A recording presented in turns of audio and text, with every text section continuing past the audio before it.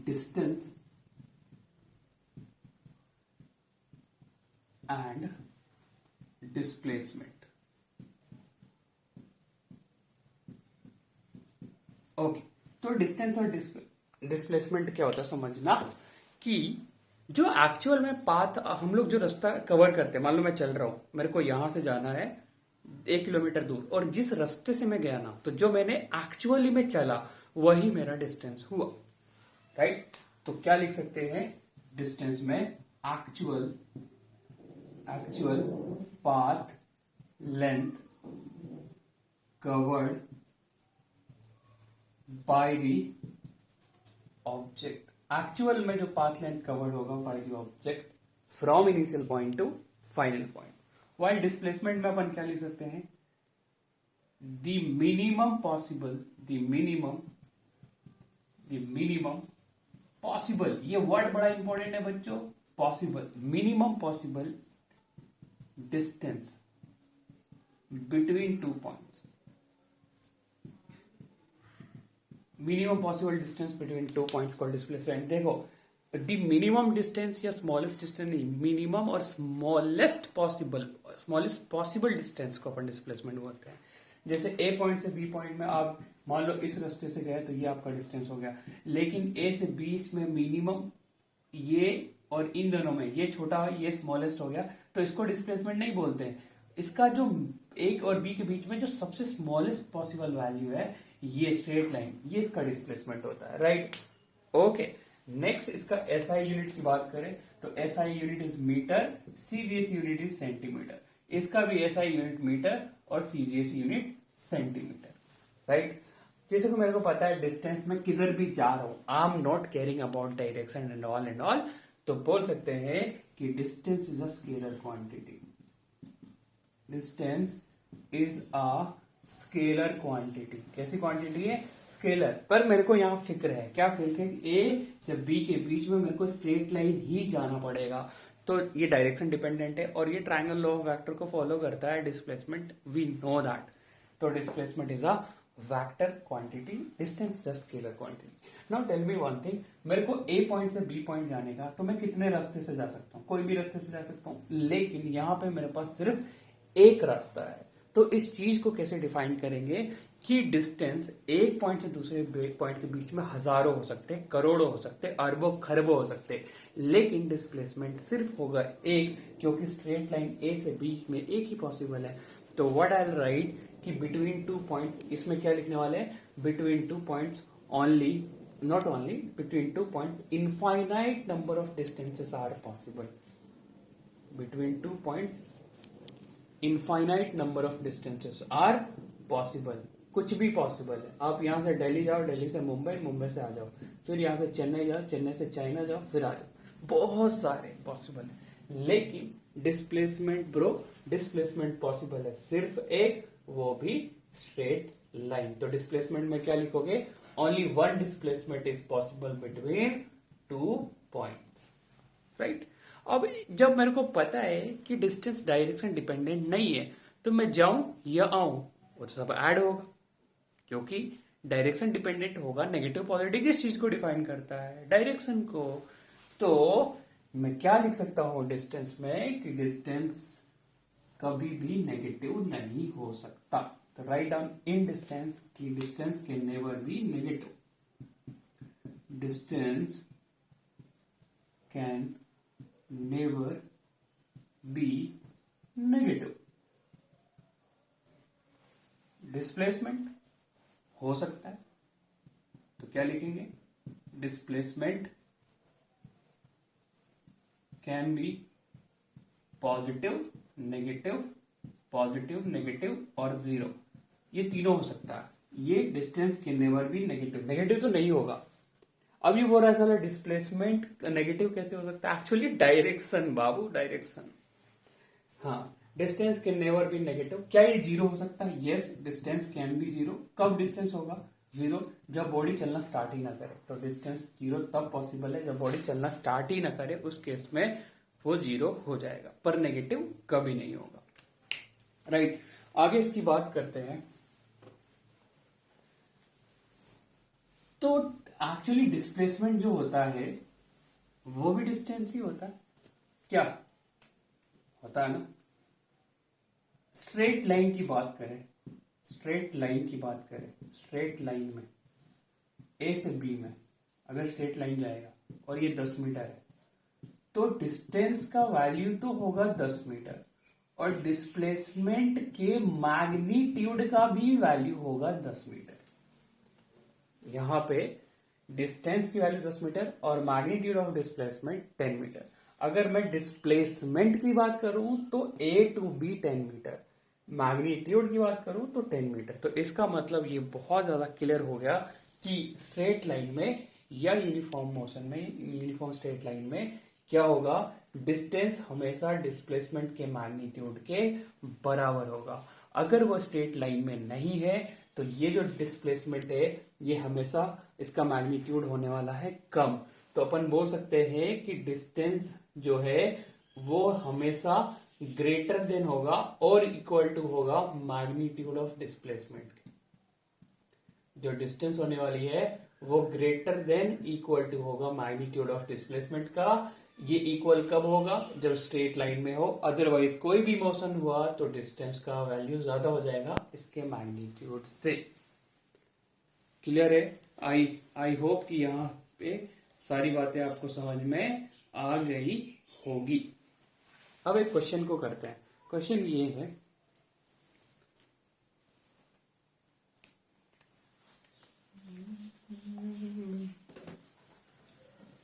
तेरे सपनों में नाराजी मुझे लगता है कि मौत दिल की। This is point A, this is point B, this is point C, this is point D और कोई पार्टिकल है इस सर्कुलर मोशन में घूम रहा है जिसका रेडियस दिया हुआ है कैपिटल आर। अब बोल रहा है कि मेरे को फाइंड डिस्टेंस एंड डिस्प्लेसमेंट। क्या फाइंड करना है? Distance and displacement, distance and displacement magnitude actually कितना होगा, कब, ए से बी में, ये ऐसे जा रहा, ए से बी से सी में, ए से बी से सी से डी में और A to B to C to D to A में। तो मेरे पास 4 क्वेश्चन है। 4 क्वेश्चन क्या है? मेरे को डिस्टेंस डिस्प्लेसमेंट फाइंड करना है। कब का फाइंड करना है? ए से बी में, A to B to C में, A to B to C to D में और A to B to C to D to A में। क्लियर? तो फाइंड करते हैं यार, इसमें क्या मुश्किल बात है। ये जो पूरा लेंथ होता है अपने को पता है, ये सर्कुलर पूरा लेंथ जो होता है ये होता है 2 पाई आर। ये पूरा लेंथ कितना होता है? 2 पाई आर। तो अगर ए से बी में बात करूं तो ए से बी क्या 1/4 नहीं है? ए से बी जो है ये 1/4 नहीं है 2 पाई आर का। तो फर्स्ट क्वेश्चन का जो आंसर है ए से बी में मेरा जो डिस्टेंस आने वाला है, डिस्टेंस वो आने वाला पाई आर बाई 2, क्योंकि पूरा लेंथ होता है 2 पाई आर। तो ये 1/4 है तो 2 pi r by 4 is pi r by 2। ठीक, very good. Second, A to B to C में मैं पहले डिस्टेंस फाइंड आउट करता हूं। आई फर्स्ट फाइंड डिस्टेंस, उसके बाद डिस्प्लेसमेंट की बात करें। ठीक, तो A to B to C में डिस्टेंस की बात करें तो ए टू बी टू सी यहां तक ये पूरा 2 पाई आर होता है। तो यहां से कितना हो जाएगा? बोलो, ए टू बी टू सी ये हो जाएगा पाई आर, राइट? डिस्टेंस इतनी होगी। और A to B to C to D, तो यहां से यहां पाई आर बाई 2 था, यहां से यहां 2 पाई आर था, मतलब pi r by 2 plus pi r by 2 plus pi r by 2। तो A to B to C जो होने वाली है डिस्टेंस वो कितनी होगी बे बच्चों? ओ बच्चों, ये होगी पाई आर बाई 2 कितना टाइम्स? 3 टाइम्स। तो हो जाएगा 3 पाई आर बाई 2। कितना होगा? 3 पाई आर बाई 2। और जब मैं ए से बी से सी से डी से ए आ जाऊंगा तो डिस्टेंस कितनी हो जाएगी? डिस्टेंस हो जाएगी A to B to C to D, total 2 pi r. तो मेरे ख्याल से आपको ये चीज क्लियर हो गया होगा कि A to B distance pi r by 2 होगा, A to B to C pi r होगा, A to B to C to D pi r 3 times, pi r by 2 3 times होगा और A to B to C to D to A होगा 2πr। तो ये चीज आपको समझ में आ गई। अब मैं आपको बताता हूं डिस्प्लेसमेंट कितनी होगी। राइट, बोल निराली, आ रहा है क्या समझ में तेरे को? ए Nirali, A to B to, A to B, ये आर है बच्चों, ये भी आर होगा बच्चों। बोलो यार बच्चों, अबे ओ बच्चों, ये आर है, ये भी आर है।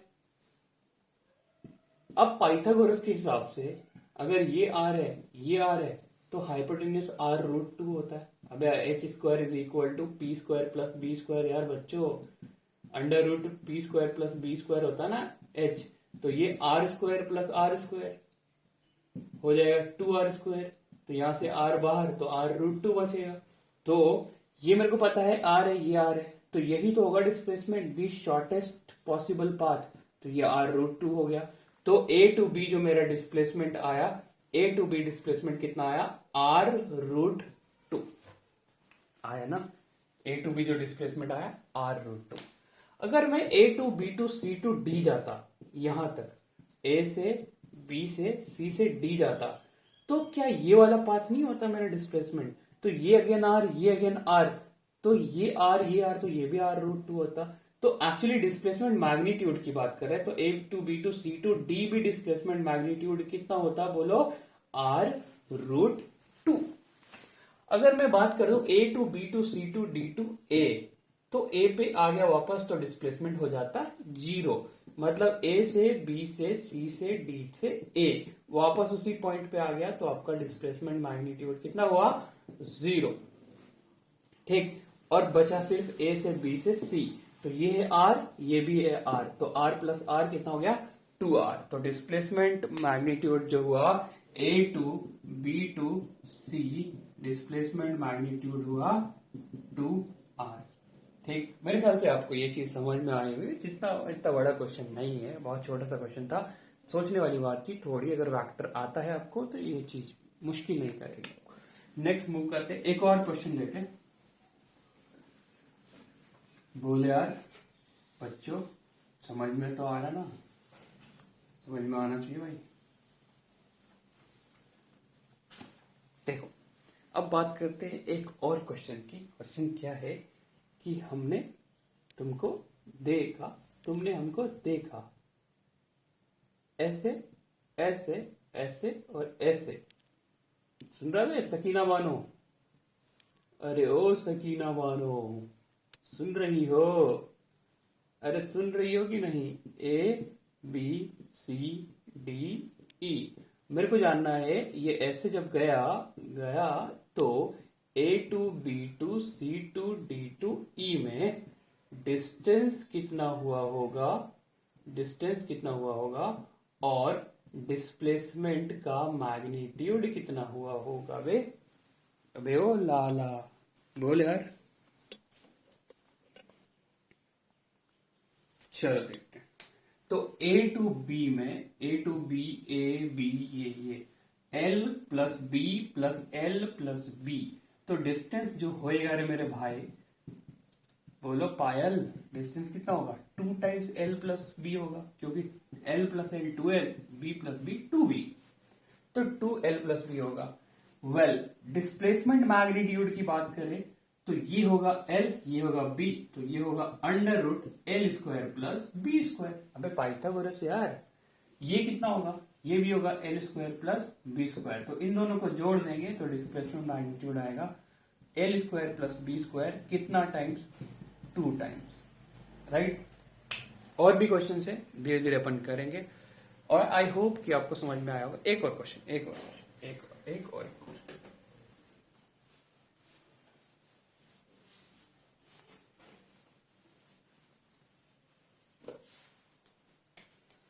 मान लो कोई ए से बी गया, बी से फिर ए पे आया, और ए से फिर सी पे चला गया। ये 20 मीटर, ये 20 मीटर, और ये इधर 10 मीटर। तो आपको बताना ए से B, A to B to A, और A to B to A to C, इन तीन में से डिस्टेंस और डिस्प्लेसमेंट कितना होगा, डिस्टेंस और डिस्प्लेसमेंट कितना होगा, राइट। तो अगर मैं ए से बी बात करूं तो डिस्टेंस भी 10, डिस्प्लेसमेंट भी 10। A to B to C, sorry 20 A to B to A बात करूं तो डिस्टेंस हो गया 40, डिस्प्लेसमेंट हो गया 0। A to B to A to C अगर बात करूं तो डिस्टेंस हो गया 20 प्लस 20 40, 40 प्लस 10 50, पर डिस्प्लेसमेंट कितना होगा -10, क्योंकि इस डायरेक्शन को हमको पॉजिटिव लेना है, इस डायरेक्शन को हमको नेगेटिव लेना है, ऊपर लेना है पॉजिटिव, नीचे लेना है नेगेटिव, यही है हमारा साइन कन्वेंशन। ठीक, अब छोटे छोटे क्वेश्चन हो गया, एक अच्छा सा क्वेश्चन, एक क्वेश्चन लेते हैं, थोड़ा सा हल्का जर्क लगेगा, हल्का, फिर आपको शांति मिलेगी दिल से। क्वेश्चन क्या है कि एक ऑब्जेक्ट है या पार्टिकल है, ये है भैया W, ये है E, ये है साउथ, ये है नॉर्थ। बोलो वे निराली। तो पहले जो हमारा बॉडी था वो ऊपर गया कितना, थोड़ा और ऊपर भेज दो, 30 मीटर। फिर इधर गया कितना, 20 मीटर। फिर इधर आया कितना, 30√2 मीटर। तो बताइए उसका डिस्प्लेसमेंट क्या होगा। डिस्प्लेसमेंट में आपको मैग्नीट्यूड भी बताना है और बताना है डायरेक्शन, कि भाई कितना होगा मैग्नीट्यूड और क्या होगा डायरेक्शन। एक बार सोचो, करो। ओके, चलो देखते हैं। हमने वेक्टर में पढ़ा हुआ है कि एक वेक्टर को एक जगह से दूसरी जगह शिफ्ट कर सकते हैं, करके देख लेंगे। अगर मैं बोलूं ये x है, ये x है, तो कितना होगा, ये x√2 है। अगर ये y होता, ये y होता तो ये y√2 होता। अगर ये 10 होता है, ये 10 होता तो ये 10√2 होता। पाइथागोरस के हिसाब से √p² + b² = h। तो अगर मैं इस वेक्टर को जो यहां पे है 1 मिनट के लिए यहां शिफ्ट कर दूं, तो ये 30 है, ये 30√2 है, तो ये कितना होना चाहिए, 30 होना चाहिए। लेकिन है कितना, 10। मतलब ये कितना होगा, 10। मतलब यहां से हमने चलना स्टार्ट किया था, यहां पे रुके थे, ये चीज होनी कितनी थी, 10 मीटर। किधर होनी चाहिए, वेस्ट। तो मैग्नीट्यूड कितना हुआ, 10 मीटर। डायरेक्शन कितना हुआ, वेस्ट। इजी था। एक और थोड़ा सा अच्छा क्वेश्चन है, इसलिए ले रहा हूं, नहीं तो नहीं लेता। देखना मत। क्वेश्चन क्या है, ये है नॉर्थ, ये है साउथ, ये है वेस्ट, ये है ईस्ट। बॉडी पहले ऊपर गया कितना, 6 मीटर। फिर राइट मुड़ा कितना, 8 मीटर। फिर वर्टिकली ऊपर गया कितना, 10 मीटर। पहले बॉडी क्या हुआ, ऊपर गया 6 मीटर, फिर राइट गया 8 मीटर, फिर वर्टिकली ऊपर गया कितना, 10 मीटर। तो बताइए उसका डिस्प्लेसमेंट का मैग्नीट्यूड कितना होगा, डिस्प्लेसमेंट का मैग्नीट्यूड कितना होगा। 1 मिनट के लिए आप सोचो, then will do it. Option A 10 metre, option B 20 metre, option C 10√2 metre, option D 20√2 metre. करो, हो जाए तो बताना, ना हो तब भी बताना। करें, चलो ठीक है। ये गया 6 मीटर इधर, 8 मीटर इधर, तो ये चीज कितनी हुई पाइथागोरस के हिसाब से, √8² प्लस 6² 8² 64, 6² 36, मतलब 100, मतलब 10। तो ये चीज आई 10 मीटर। अब बताओ इधर कितना गया, इधर भी गया है 10 मीटर। तो ये भी 10, ये भी 10, तो रिजल्टेंट तो यही होगा ना, यही तो होगा डिस्प्लेसमेंट। तो ये 10, ये 10, तो ये कितना होगा, 10√2। तो 10√2 is the answer of the question. समझ गए, 10√2 is the answer of the question. एक छोटा सा क्वेश्चन जो हमने कल पढ़ा था, डिस्प्लेसमेंट वेक्टर, पोजीशन वेक्टर, उसके बेस्ड एक क्वेश्चन ले लेते हैं। मान लो पोजीशन ऑफ द पार्टिकल है, मान लो पोजीशन ऑफ द पार्टिकल है P is 1, 2, 3 and Q is 2, 3, 4 तो डिस्प्लेसमेंट वेक्टर कितना होगा, डिस्प्लेसमेंट उसका कितना होगा, आप बताइए, सोचिए समझिए और बताइए।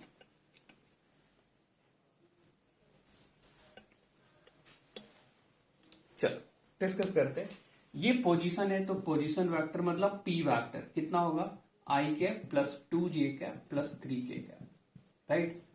क्यू वेक्टर कितना होगा बोलो, 2i cap plus 3j cap plus 4k cap, ये होगा पोजीशन वेक्टर। और हमने डिस्प्लेसमेंट वेक्टर